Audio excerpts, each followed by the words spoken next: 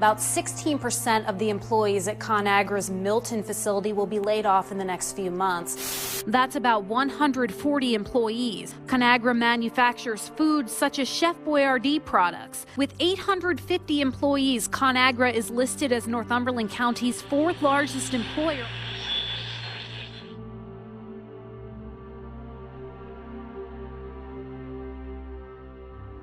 There were a lot of rumors and we were trying not to listen to them, and my second shift replacement came up and I came down off the floor and I saw that people were crying. Now I'm gonna get upset. I saw that people were crying and I didn't want to come to any judgments until I got over to the meeting. So I went over and I listened to what they had to say, that Walmart pulled their orders from us.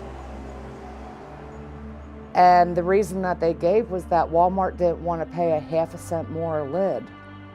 Walmart and Con Agra had a contract to produce private label stuff for Walmart. They would go through inspections, and it seems that every time they would come in, they'd want something to change. And it was always something to make the product cheaper and cheaper and cheaper. And eventually it got to the point where Con Ag just couldn't do it anymore, and so Walmart just pulled out. I work at Con Agra Foods, packaging here in Milton. I actually got started there. My father was employed by Con Agra Foods for 43 years. He retired last November. Phenomenal place to work. He loved it. Loved the people, loved the job. It's just a great place to work. For me to be able to continue to work there, it's just not gonna happen. I know, I've come to the realization that it's just not going to be. You like working there, you like the people you work with, and it's going to be harder to find something that is like that job, or at least pays like that job in this area. Then it also affects like all the different businesses in Milton, because they're not going to have people to supply like they have before. It's overwhelming. I've been stressed out, anxious, nervous. Worrying constantly.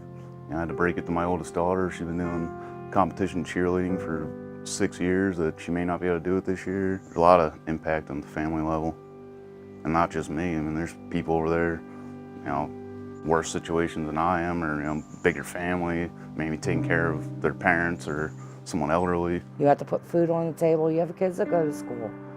This is working America, and Walmart, I hope, will soon wake up. And I hope that the United States comes together and says, stop this bullying, because that's what I believe it is. I know that I'm losing my job and it's because of Walmart.